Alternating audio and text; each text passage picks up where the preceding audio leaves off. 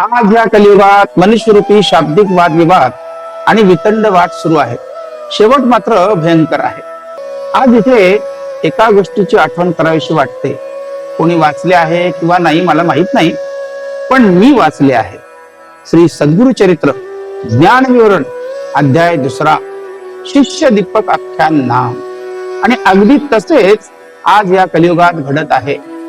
शेवटी हेच म्हणावे लागेल, कलीने आपले म्हणणे सत्य केले. आज आपण कलीच्या बाजूने अर्थात असत्याच्या बाजूने आहोत की सत्याच्या बाजूने? कारण त्याच अध्यात्मामध्ये ब्रह्मदेव यांनी कलीला काही नियम लावून दिलेले आहेत आणि ते कलीने मान्य केले की जे दास्यभक्ती उपासना आणि सत्याच्या बाजूने असतील त्यांना मी बाधणार नाही. ह्या कलियुगातील कली सृष्टीकर्ता ब्रह्माच्या समोर येऊन कसा उभा राहिला पहा. विचारहीन अंतःकरणी, त्याच्या अंतःकरणातील विचार हीन आहे. पिशाच्या सारखा वदनी, एखादा पिशाच्या सारखे त्याचे तोंड आणि तोंड खालते करुणी ठाई ठाई पडत असे.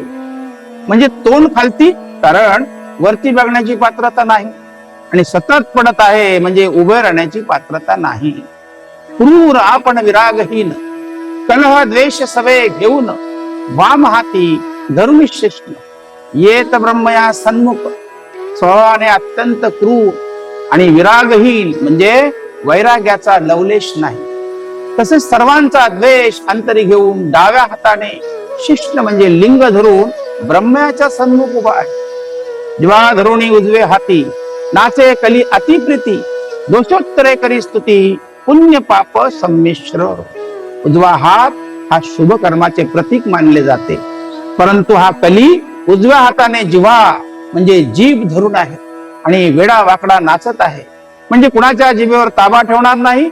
मी असा शब्द वापरेन की ज्याच्यामुळे कलह आणि आपापसात भांडणे होऊन एकमेकांचे मुडदे पडतील.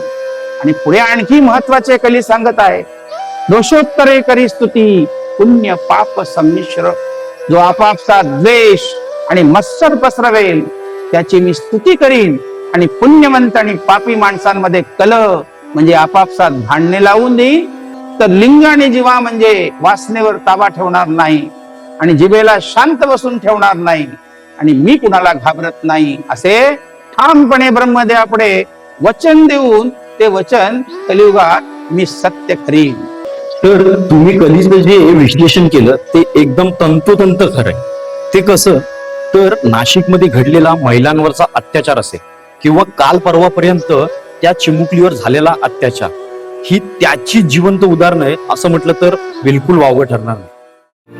श्री राम जय राम जय जय राम श्री राम अर्थ तिथ